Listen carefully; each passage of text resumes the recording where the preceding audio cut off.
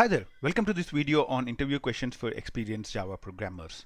In this topic, we will look at two important things from the perspective of experienced Java programmer, a good understanding of multi-threading and also Spring framework. So those are the two topics we would focus on during this video. There are a lot of interview questions on our website and there are about 25 videos with an companion guide, interview companion guide. So do check that out on our website. Let's get started with this video now. We will look at why we need threads. We would look at how you can create threads in Java, how you can run them, and also at the end we'll look at how you can synchronize threads, how you can use all the different methods which are present in threads to do inter-thread communication. I mean, how can you get one thread to communicate with another thread? So those are the different topics that we would look at during this video. Let's get started. The examples which we are going to talk about during this video are all present on our website. I'm going to the link threads and let's start with the first question. I mean, the first question is what's the need for threads? I mean, why do we really need threads in Java? It's the same as I mean, we are today in a very mobile world. I mean, I'm probably drinking coffee, reading something on the laptop, checking something on mobile at the same time. So we do things in parallel. I mean, we do multiple things at the same time, and that's exactly what we expect our programs to do as well. We want our programs to do multiple things at the same time. I mean, and that's where the threads come into picture. We want a program to like if it's waiting for something. I mean, let's say I'm waiting for some input from the user during a program. Why do you waste this CPU time at that particular point in time? If we have a thread running in the background doing some calculation, then that's very efficient. While one thread is waiting for user input, another thread gets kicked in and it starts performing some calculation or something which doesn't really need that user input. So that's basically where the thread comes in. Threads are to make your programs more efficient, to be able to run them in parallel, and actually threads are built into everything that we do. The operating system uses threads. I mean, they might not be called thread, they might be called processes or another terminology like that, but everywhere there is threads. I mean, like every operating system use threads a lot. Let's get down to threads in Java. Let's take a small example, a Java example. Let's say I'm writing a Cricut application. I'm writing a Cricut statistics application. I mean, there are three different categories of things that you can do in Cricut. I mean, bowling, batting, and fielding. Let's say I'm writing a program. It goes to the most popular Cricut site, let's say cricinfo.com, and it downloads the bowling statistics, and then it downloads the batting statistics and then the fielding statistics. What I want to do is actually merge them, consolidate them, and then analyze and give a rating to each player. That's exactly what I want to do. I don't want to give a rating to a player just based on his bowling statistics. I want to combine his bowling, batting, and fielding statistics and then give him a rating. So if you look at a serial program, I mean a program which runs one step after another to do this, it would look something like this. So it would say example.download and store batting statistics, example.download and store bowling statistics, and then we do this. So in here, this bowling statistics method is called only after the batting statistics is complete, and the fielding statistics method is called only after the only after the bowling statistics is complete, and merge is called after store fielding statistics is complete. I mean, this is basically sequential programming. I mean, it's any program that we write runs line by line. So each step waits until the previous step is complete. I mean, this is generally how we do things. But if you look deep down, actually these three things are independent tasks. So these three things can be executed independent to each other. I mean, I can execute batting statistics in parallel with bowling statistics, in parallel with fielding statistics, and that's where threads come in. So if I create a thread for downloading batting statistics, a thread for downloading bowling statistics, a thread for downloading fielding statistics and run them in parallel, I can get all the statistics in parallel, and then I can wait for these 3 steps to complete, and then I can do the merge and analyze. So that's where the threads come into picture. Let's now look at a sample. Let's now look at how to create threads. I mean, there are 2 ways you can create threads in Java. One is something called extending a thread class. So there is a class called thread. You can extend the thread class and create a thread, and this is how you do it. So I'm creating a batting statistics thread using the extending the thread class. So the batting statistics thread extends thread, and you define something called a run method. The run method should have this signature. I mean, it should be a public void run with no parameters. That's the signature which Java defines for threads. So you extend the thread class and define the run method and define what has to be done. I mean, what does the thread do? That's basically what you define in here. That's how you create a thread. So you create a thread by doing this. So you create a thread by extending the thread class and implementing the run method. There is another way you can create a thread in Java. That's that's by implementing the runnable interface. Let's look at it right now. So this is another way you can implement thread in Java. I mean, you can implement the run method again. The method signature of the method run doesn't change whether you are implementing runnable or you are extending the thread class. It's the same. So you can implement the runnable interface and then implement the run. So you can ask, why does Java have 2 ways of implementing threads? I mean, why not just have one? I think it gives more flexibility to the programmer to choose, because if I am extending runnable class, for example, I mean, if I'm extending thread class, Java doesn't support multiple inheritance. So if I'm extending already another class and I want to extend thread class, that's not really possible. And that's where I can go with the runnable interface. I can use the runnable interface because Java, I mean, in Java, you can implement multiple interfaces. So even if you are implementing an interface or extending another class, you can still go ahead and implement the runnable interface. So this is the second way of creating a class, creating a thread. Once you have created the thread, you want to run it. I mean, how do you really run a thread in Java? The way you run a thread in Java is very simple if you are extending the thread class. If I'm extending the thread class already, all that I need to do is create an instance of it and call the start method on it. So I create an instance, call the start method, and that's it. The thread is running. So the most important thing to remember is you're calling the start method here, whereas the method which we defined in the interface was run. So even though here we define run method, what we are using to call the thread, I mean to run the thread or to execute the thread, is the start method. So that's something you should need to remember. You call the start method, but you actually implement the run method. So the start method takes care of ensuring that the logic which is inside the thread is executed in parallel with whatever logic is executing this particular piece of code. So that's how you run a thread which is created, run or start a thread which is created by extending the thread class. Now let's look at how you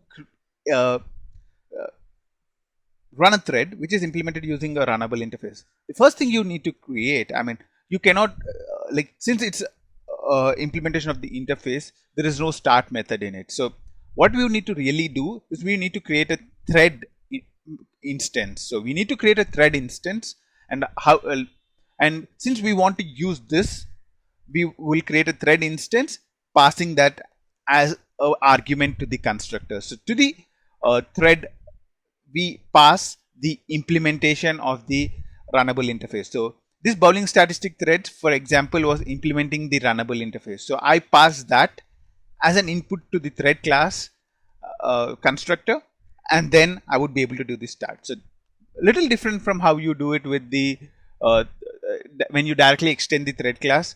When I extend the thread class, I directly can create an instance of it and run it.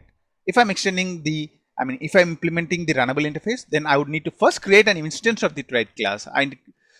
I'd create an instance of the thread class by passing an implementation of the runnable interface to it, and then I can call the start method. So that's basically about how you can start running the threads. So The next thing is what are the different states that a thread can be in. The thread can be in all these kind of states: new, runnable, running, blocked or waiting, terminated or dead. New is very simple. Once I created this line, so in this particular line I'm creating a thread. As you can see, in this particular line we are creating a thread, batting statistics, batting thread is equal to new batting statistic thread.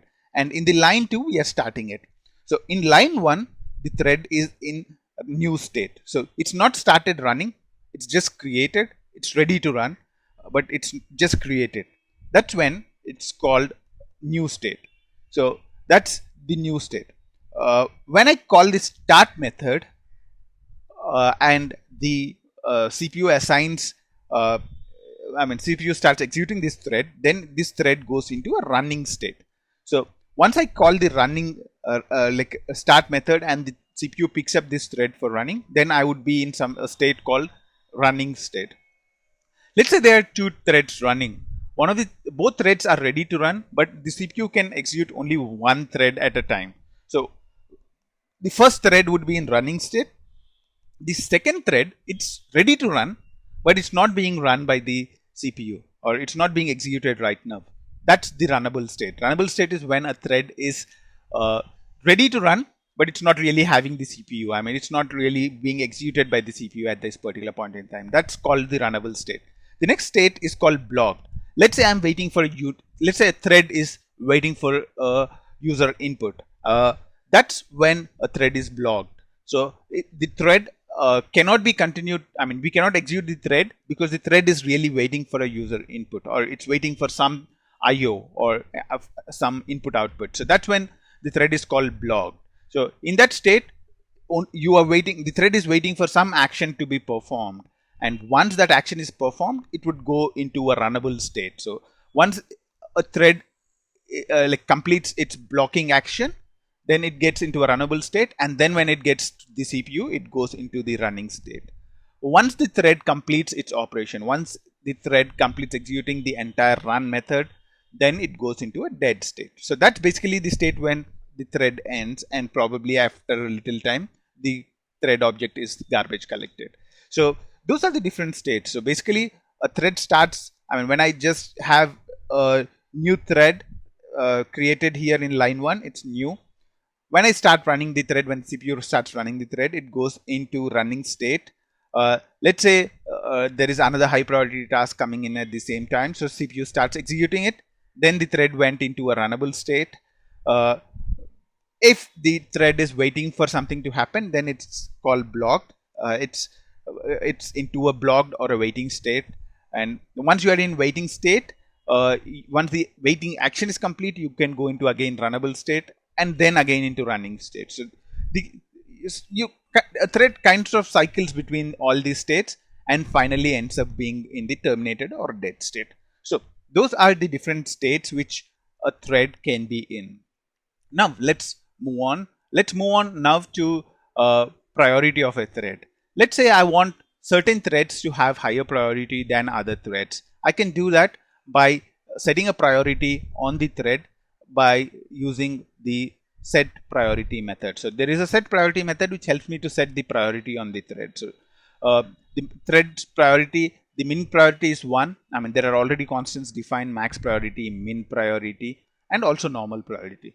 So you can use this priority to say, I want to give high priority to this thread than other thread. Be always very careful with setting priorities, because the thing is, the way the CPU, the way the threads are executed is not really consistent always. So just be very cautious when you are using things like priority. So that's about the different things about a thread. We looked at how to create a thread, how to create thread using multiple ways, how to run the threads. We looked at what are the different states a thread can be in, and we looked at what is the priority of a thread. Now let's move on to the next topic, which is the communication between thread. How do you ensure that two threads don't really play around with the same data? If two threads are playing with the same data, then there's a chance that the data gets corrupted. So how do you really prevent that? And that's what we would look into next. That's sometimes called synchronization between threads. You can also call communication between threads. We'll start with synchronized keyword. What is a synchronized block? I mean, can a static method be synchronized and those kind of stuff? And then we'll look at join method. We'll look at a few other important methods like wait, notify, notify all, in which can be used to do inter-thread communication. And then we would kind of write a simple program to use this wait and notify methods, and we'll discuss what are the alternatives that you have to the synchronized keyword in Java. So let's get started. Basically, what is the synchronization is to make sure that the threads don't act on the same data at the same time. I mean, if multiple threads are accessing the same data, there's a high chance that it gets corrupted. So for example, this particular method which you are looking on the screen right now, it's set and get some very simple method. I having 3 input parameters. I'm setting them to cell 1, cell 2, cell 3, and I'm returning the sum of them. So this is a very simple method, but if this method is executed by multiple threads, you can get varied kind of results. The first thread, let's say we have 2 threads executing this. So the first thread is executing this line, cell 1 is equal to A1, and let's say this second the second thread is executing the line return cell 1 this. So the second thread is ready to execute this line. So what happens is the first thread sets cell 1 is equal to A1. So it's changing the value of cell 1 from what was set by the second thread to something else. So when the second thread returns cell 1 plus cell 2 plus cell 3, the value of the cell 1 will be the value which would be set by thread 1 and not that of thread 2. So you don't want 2 threads to be executing the same method at the same time. If 2 threads are executing the same method at the same time, there's a high chance that the data which is set by the first thread is overridden by the second thread. So if the second thread was setting some value to the cell 1, the first thread, when it's executing it, would set some other value. So there's a high chance that the value which is written by this will not be the value which would be the correct value. So that's where the synchronized keyword comes in. So once we put a synchronized keyword on the method, so we put something called a synchronized keyword on the method. Once we put synchronized keyword on the method, then the JVM would ensure that multiple threads cannot execute this method at the same time. So first thread 1 would execute, thread 1 would complete execution, and only then thread 2 would be allowed to enter. So first thread 1 completes execution, next thread 2 would go in. So thread 2, until thread 1 completes execution, thread 2 would be in a blocked state. So because the thread 1 is executing this particular piece of code, and this is synchronized piece of code, so thread 2 will not be allowed to get in, and thread 2 would be in a blocked state. So that's the synchronized keyword. Synchronized, any method that you mark as synchronized, it means that only one thread can be executing it at the same time. The most important thing about synchronized method is if I have multiple synchronized methods in the same object. Let's say in the same object I have 5 multiple synchronized methods, 5 synchronized methods. Then the most important thing to understand is that there can only be one thread executing any of these 5 methods. So it's not by method. Synchronized is not by method. It's by the entire object. So in like all the synchronized code in a particular object is considered as one whole. So if I have 5 methods, all these 5 methods make a single block, and only one thread can be in this block at any point in time. As you can see, this puts a high impact on performance, because only one thread can be executing any of these 5 methods, means there will be a lot of impact on the performance of the application. So we'll look at how you can avoid the performance impact at a later point in time. So synchronized keyword is to avoid multiple threads executing the same piece of code at the same time. Synchronized, you can also create synchronized blocks. So earlier we looked at a synchronized method. You can also create synchronized blocks by using something of this kind. Synchronized on this would be a synchronized block. So I can have in a method I can have synchronized code and non-synchronized code. So only this particular code will be prevented from being executed by multiple threads at the same time. also static methods can be synchronized. So you can have a static method which is synchronized, but the important thing is the static methods things would be synchronized on the class and not the object. So it's important to differentiate between an object and a class. Static methods are synchronized on the class, and the instance methods are synchronized on the object. So that's the thing about static methods being synchronized.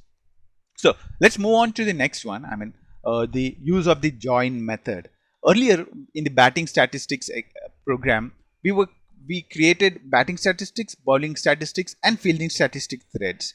But we can only merge and analyze them once the first 3 threads are complete. So only when thread 1, 2, and 3 are complete, I can do the merge and analyze. So I would want the last thread to wait for the first 3 threads to complete execution before thread 4 starts executing.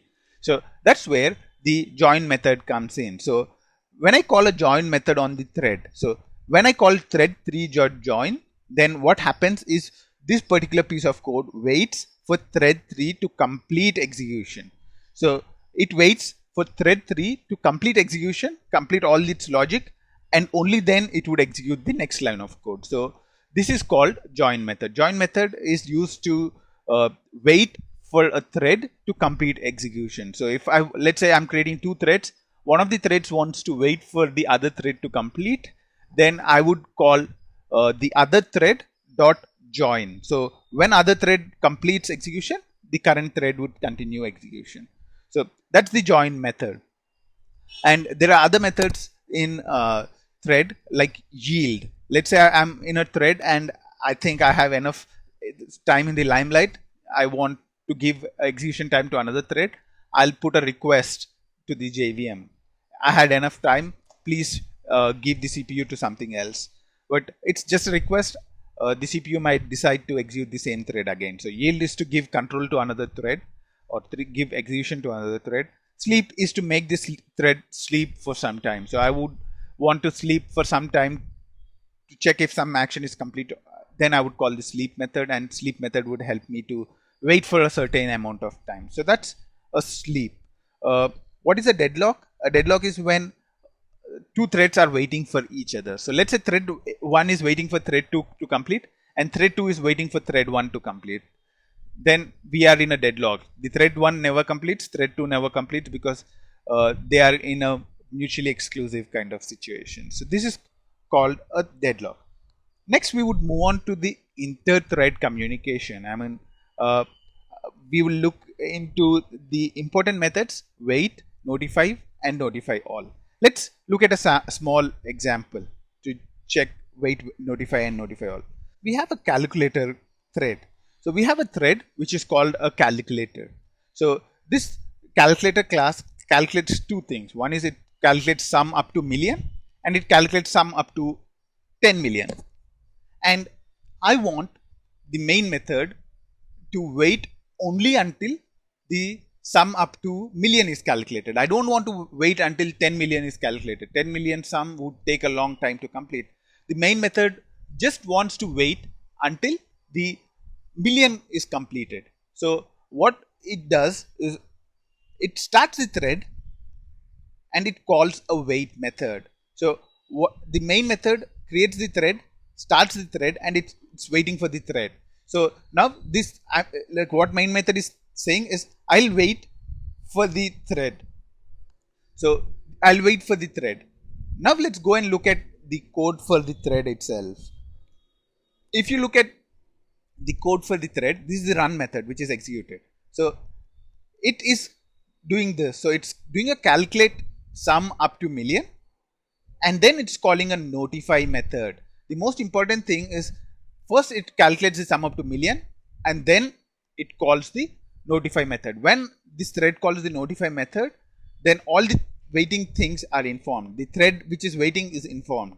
So this thread dot wait, the main thread is waiting for this thread, it's informed, and then it would execute this particular line of code, and then the sum up to 10 million would be calculated. So as you can see here, there is some kind of a communication which is going on. This main thread is saying, I'm waiting for you, I'm waiting for you. to complete the sum up to million.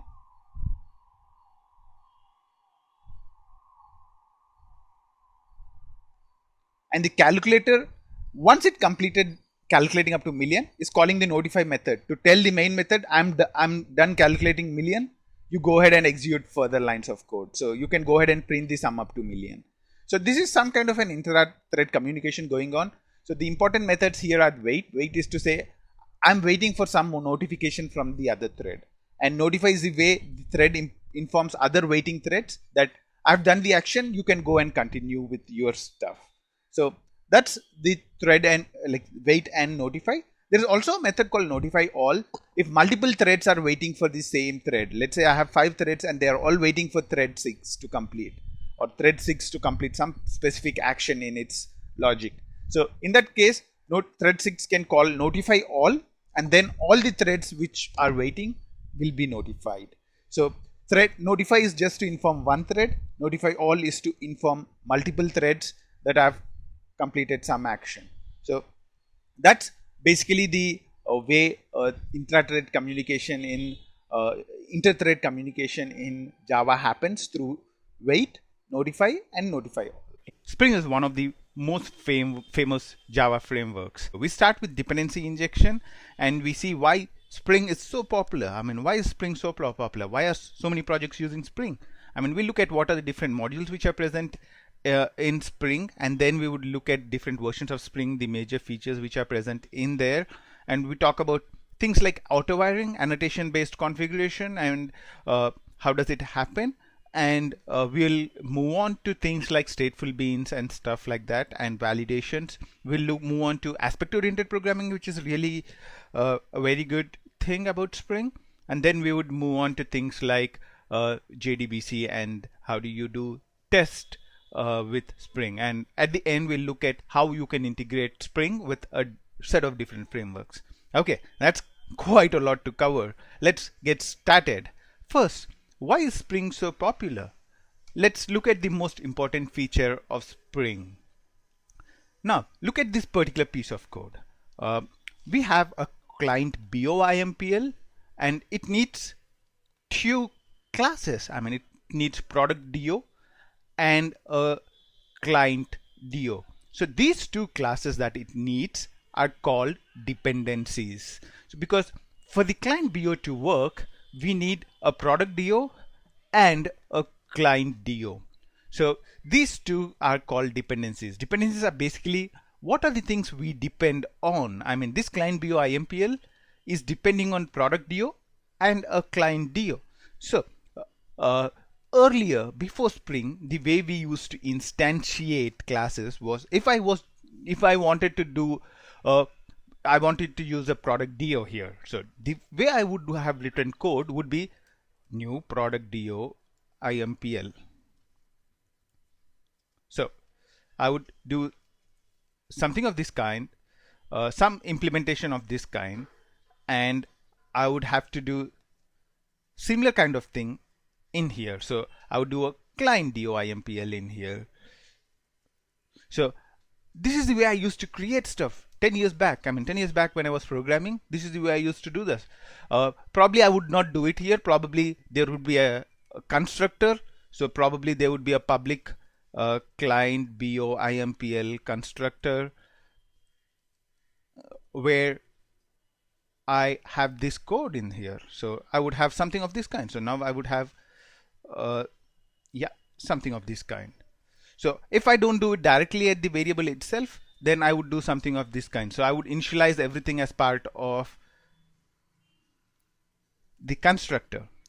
So this is how code used to look 10 years back before Spring came in. So what are the problems with this approach? I mean, here what you see is that the client BO IMPL is directly dependent on the product DO IMPL. So if let's say the product DO IMPL is not available and I want to use a mock product DO IMPL, I want to either mock it or I want to either stub it. I want to, instead of giving this class, I want to give it something. I have to come to the client BO IMPL and I have to change the implementation of it. So if I have to change the dependency of a class, I have to change the code of that particular class. And that's where Spring came in. Spring came in with this concept of dependency injection. So what Spring said is, you don't worry about getting your dependencies. So client BOIMPL, you are dependent on product DO. So I will get the product DO and give it to you. So we configure product DO in a Spring XML or some kind of a XML, and I will give the product DO to the client BOIMPL. So you don't worry about how you want to get the product DO. All that you need to worry about is make sure you use the interface, and I would find an implementation of this interface which is present somewhere, and I'll provide it to you. Either it can be through XML configuration, or either it can be through an annotation, whichever way. I'll find it and I'll provide it to you. And that's where the Spring framework became really famous. This concept is called dependency injection. So here client BOIMPL is dependent on product DO, but it's not creating the dependency itself. What it's relying on is on the Spring framework. Spring framework would find a implementation of this particular class and it will provide it to this. So the most important thing is, at a later point in time, let's say I want to write my unit test, I want to write my integration test. Instead of providing this the product DO, the real implementation, I can provide a mock implementation or a stub implementation, and I don't need to change the code for it. All the changes would happen in the configuration. It would happen in the Spring XML. So thereby, just by changing the Spring XML, I can change the code to work with a stub instead of working with a real interface. And that's the concept due to which Spring has become really famous. This concept is called dependency injection. And this concept is also called inversion of control, because earlier the control was with the client BOIMPL. The client BOIMPL used to do something of this kind. So it used to create the DOIMPL itself. So the control was with client BOIMPL. Now, no, this control is taken by the dependency injection framework. So the control is inverted, and that's why it's called IOC, inversion of control. So that's like the core functionality of Spring is the Spring IOC framework. So this Spring dependency injection framework is really the core, and it's really the reason why Spring has become really famous. And the second reason why Spring has become really famous is it has provided integration with a lot of other frameworks. So Spring, for example, provides its own aspect-oriented programming framework. It's called Spring AOP, but Spring doesn't force you to use it. You have the option to go for Aspect J, which is quite a really famous aspect-oriented programming framework. So with Spring, you have the flexibility. You can choose whether you want to go for Aspect J or whether you want to use the basic features, aspect-oriented programming features which are present in Spring. Spring has its own MVC framework, Spring MVC, but it doesn't force you to use it. Spring has really good integration with struts too. So you do not need to use Spring MVC because you are with Spring. So that's the flexibility which Spring framework offers. It allows you to choose other frameworks. It has, and also Spring is really good at deciding what it's good at and what it's not. For example, Spring creates an abstraction over the JDBC called Spring DAO, Spring DOs. So that's good, but it doesn't really go into the JPA space. I mean, it doesn't go and try and create a framework of its own for replacing Hibernate, because they realize that Hibernate is really a good framework and creating something as good as Hibernate is really tough. So what they do is they provide good integration with Hibernate. So whatever you want to do with Hibernate, you can integrate it with Spring easily. So that's the three main reasons why Spring is so famous. A, dependency injection. B, it knows what it needs to do, and it provides really good integration with other frameworks. And third is it gives you a lot of flexibility. Now that we understood dependency injection and the core of the Spring's functionality, which is dependency injection and inversion control, we would really move on to other topics now. We would start looking into all the other modules which are present in Spring. Let's get started. What are the different modules which are present in the Spring framework? Let's take a deep look. So these are the different modules which are present inside the Spring framework. Some of these might not be the complete functionality itself. Some of these might be a wrapper.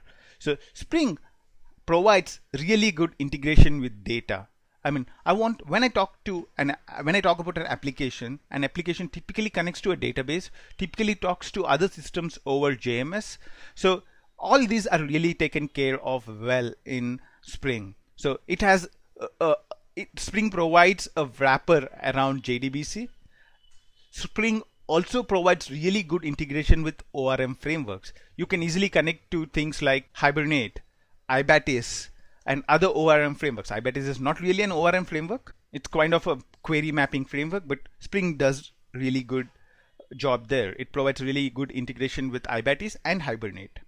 And Spring provides a good implementation which allows you to connect to queues over JMS.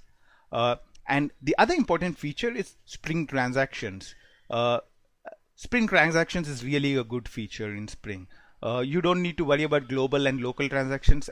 Whichever one you use, Spring Transactions can interact with them and make sure that the transaction management is really good. And coming on to the web side of things, web module side of things, Spring provides a really good MVC framework and also good integration with other frameworks like struts. Spring has a portlet framework of its own as well. So on the other side, Spring has a basic implementation of an AOP, and it integrates really well with other AOP frameworks like AspectJ. And when I talk about the core of the Spring framework, it is the core, which is the IOC part of it. Spring, there's something called Spring Beans. We'll talk about it a little later. And also Spring allows us to write really good unit tests. So Spring has a good test support framework as well. So these are at a high level all the important modules which are present in Spring. Now let's look at an important question. What was the changes in different versions of Spring? Like at a high level, the most important change in Spring 2.5 was it made annotation driven configuration possible. Annotations is a great way. I mean, if I have a large Spring XML, if I have a Spring XML of 1,000 lines of code, it's very difficult to maintain. And that's where annotations came in. And with annotations, I can make the annotation right at the place where the code is, and the configuration and the code is directly tied together. And that was a great way of doing things. Spring 2.5 introduced annotations, and it actually caused a lot of reduction in terms of the number of lines of XML which is written. I really like the annotations concept with Spring 2.5. Spring 3.0 was was a big release in terms of the Spring framework, and it made use of all the features which were introduced as part of Java 5. Java 5 came in with a lot of features, generics, new for loops, variable arguments. A lot of features were part of Java 5, and Spring 3.0 made sure that Spring doesn't go behind. When there are new features in Java 5, you'd want to implement those features into your framework. Your framework should be making the best use of those features so that it's efficient as possible, and Spring framework did it. And Spring 4.0 is the latest version, latest major version I can say, and it supports all the Java 8 features. Java 8 is again a big Java release because it came up with this concepts of functional programming, streams, lambda expressions, and things like that. And Spring 4.0 really supports all of them. And also, one thing to remember if you are going to use Spring 4.0, the minimum Java version you'd need is Java 6. So if you are not yet on Java 6, you are still on Java 5, then don't go for Spring 4.0. So those are the things about different versions of Spring. Next, this is kind of a trivial thing. What are the latest specifications? You can look up that on the screen and pause and look at them if you would want to look at it in detail. Now let's discuss the new features in 4.0 and 4.1 in detail. This is also kind of the favorite questions of interviewers. What are the new features in a particular framework, and what is the latest version? What are the new features in there? Spring 4.0 and Spring 4.1 is quite a big release, I would say, for Spring. The first feature which is introduced is WebSocket based communication. I mean, WebSocket based like usually you can see WebSocket based communication as one step over Ajax. Usually, the requests are initiated by the client and the server responds to the request. And WebSockets provide a way where the server can directly, have a connection to the client and send information back to the client. If you don't understand this, it's not really important. All that you need to remember is Spring has really good support for WebSockets from 4.0. And the next important thing is Spring has really started focusing a lot onto the REST services part of it. There are REST web services which is becoming very famous, and Spring with 4.0 has got this as REST controller annotation with Spring MVC, which is really useful. And also it started Spring 4.1 introduced this JMS listener annotation, which helps you to listen on the queue very easily. And also there's a new JSR 107 which talks about caching, and the JCache annotations. Spring 4.1 supports that. And also Spring has done really good work in terms of the support for JSON. With REST controllers, with RESTful web services, it's very important that you are easily able to convert an object to a JSON, and that's where the JSON annotations come into picture. So they help you to convert and put a response which is JSON very easily. So those are some of the new features in terms of Spring 4.0. Next, auto wiring. So basically, auto wiring is the feature which enables the automatic finding of dependencies. So what is auto wiring? Basically, what I'm saying here, let's say this is a client BO IMPL. So what I'm telling Spring by putting this service at service annotation is this is one bean. So I'm saying client BO IMPL is a bean which is available. You can, if somewhere this client BO is there and you need an implementation for client BO, then client BO IMPL might be the right choice for it. You are seeing here auto-wired product DO. So what it does is whenever it finds an implementation of product DO, what Spring does is it gets the implementation and directly wires it in here. So this is what is called auto wiring. So auto wiring is done by putting an annotation at auto wired. You should make sure that there is an at service or an at component annotation on the product DO IMPL. So on the product DO IMPL, you need to have a at service or at component, defining it as a component which the Spring can manage, defining it as a bean which Spring can manage. And once Spring finds that the product DO IMPL also implements the same interface product DO, and it brings it and it would inject it in here. This is called auto wiring. Basically, auto wiring is to avoid the XML configuration. So with auto wiring, Spring would find the product DO for you. I mean, you are not saying is equal to new. So all that you are doing is saying product DO, and I'm saying auto wired. So what happens is Spring goes and searches if there is an implementation for this interface. If there's an implementation for this interface, then it would go and directly inject in here. This is called auto wiring. Auto wiring is made possible by two important annotations. One is the auto wired. You have to put at auto wired on the dependency, and you have to put at service or at component, at service and or at component on the component itself. So here I have at service on the client BO IMPL. You should also have at service on the client DO IMPL and the product DO IMPL, so that they are found and they are auto wired. So that's basically what auto wiring means. Next most important thing is all the Spring beans are actually singleton beans. So when I create a Spring bean, whenever I define a bean in the XML, the default scope for that bean is singleton. A singleton is something which only one instance can exist in the JVM. So whenever you create a Spring bean, it's a singleton. And there's a little difference from the usual singleton pattern, in the sense that usually singleton pattern is one instance per JVM, but in Spring it's one instance per application context. So inside the Spring application context XML, the Spring Bean is a singleton. So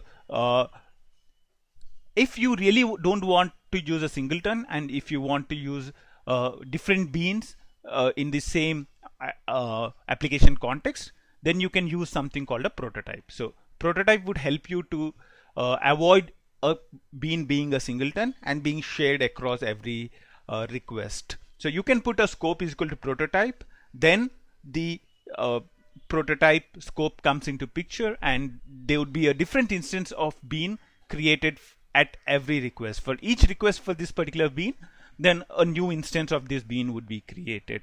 So if I made this particular bean as a prototype, so if I do product DOIMPL as a prototype, then every time client DOIMPL asks for a product DOIMPL, a new instance of product DOIMPL will be created.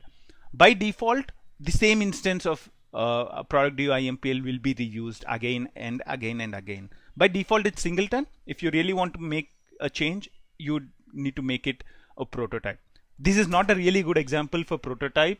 The next favorite question of interviewers is, how do you really configure property files in XML? So I have a property file called database connection.properties, and it holds all the values. I mean, what is the URL, what is the password, and all that kind of stuff. Okay, this is not really good example because you don't want to really store username and passwords in a property file. Typically a data source is used in this situation, but just, I mean, for the sake of example, let's say there's a property called database connection.properties where I'm defining jdbc.driver name and jdbc.url and username and password, and I want to make use of that in the property, I mean in the XML. The way you do that is by using a property placeholder configurer. So you configure this bean and say what property is it, and make sure that the property file is on the class path somewhere on the class path. It's fine, and then you can use this particular the values from this property file here. The syntax is $ open brace and close brace, and within that the name of the property. So once you do this, you'd be able to pick up values from the property files and directly use them in your XMLs. And actually you can even use, once you configure this, you can even use these property files as values in the code as well. So you have several annotations which are available which help you to use this as direct value in the class itself. So that's about using property files. The next one is, how is validation done using Spring Framework? The most important thing about the Spring validation is the Spring validation classes that you create can be used both in the business layer as well as in the web layer. So when I want to validate something which a user enters, I can do that in the web layer using this class. And also when I want to validate something in the business layer, I can do that too. If I want to validate an incoming request to a web service, I can do that using Spring Validator too. And so it's very flexible framework. I can use Spring Framework to validate a lot of things. I mean, there is no tie-up with a web thing in here. So that's the most important thing. The implementing a validator class in Spring is very simple. So let's say I want to implement a validator for a car. I want to validate that there is a name object, the name is not empty, and the value for used years is not negative. So let's say those are the two things I would want to validate. So you just have to implement the validator interface which Spring provides, and say like this, implement two important methods which are present in the validator interface. One is the support method. The support method says which kinds of classes you can validate here. So this car validator can validate only the car class. It cannot validate an array list class, for example, or a Jeep class, for example. So that's what you are saying with the supports method. And the next one you need to define is the actual validate method. So you take in the object is the car object. So once you have this car object, Spring provides a number of validation utils. It provides a number of methods which are present in the validation util. So you can use that to reject anything that you would want to reject. So if, let's say, if this one of the example methods which is present in validation utils is reject if empty. So if the value name in this object E is empty, then it would throw an error and it would return an error message, name is empty. If the get used years is less than 0, so number of years the car is used for is less than 0, then it's an error. So it's returning an error called not yet bought. So these are the errors which would be returned back, and you can use something like a message code resolver. So Spring provides something called a message codes resolver, which can be used to convert these messages to real text. So you can say, instead of not yet bought, not yet bought is converted to the car is not yet sold, so please check your information, or something of that kind. So that's how validation is done in Spring. This is a very high level overview. You create a validator interface, and then you create appropriate messages for those validators messages, and then you have your validation ready. And this validator class can be used in the business layer, in the web layer, to validate your front end, validate your web service calls, a lot of stuff. Validate in your business layer. You can do anything with the validation which the Spring framework provides. It's very flexible. The next question is typically how you would integrate Spring and Hibernate. So the integration of Spring and Hibernate is really easy. So either you can use a data source configuration like this, or you can use, this is looking up from the JNDI. If you want to really create a local data source, we can use a configuration similar to the one earlier. So which we used in the example where we looked up database user ID and password from the property file. You can use that or this. And you can configure a Hibernate session factory and define the class of it as this. And then you can pass in the data source reference to it. So you create a session factory passing the data source reference, and also all the mapping files. So how does how do you look up all the mapping files? So that's basically, so you have a list of table names in here which are provided. Let's say I have 100 mapping files. All the list of mapping files can be done in here, and also along with it you can map a property file as well. Here I'm specifying the property files directly. I'm saying I'm going to use SQL, but you can also provide a explicit property file which has all the Hibernate related properties. So this is how you integrate. You set up a session factory to integrate Spring and Hibernate. It's very easy to integrate Spring and Hibernate, and Spring has really excellent connections with JPA. The other option you'd want to really look at is, instead of hard coding Hibernate, you can probably use JPA. So that's something which you can look up, see how you can integrate Spring with JPA. JPA is basically the interface.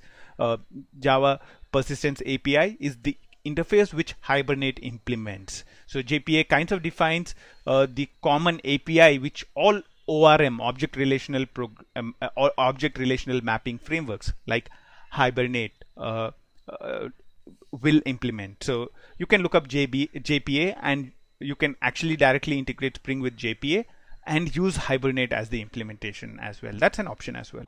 Implementing caching with the Spring framework is also very simple. First thing you need to do is enable caching. So that's how you do it. So you just say at enable caching, and that means caching is enabled in this particular application context.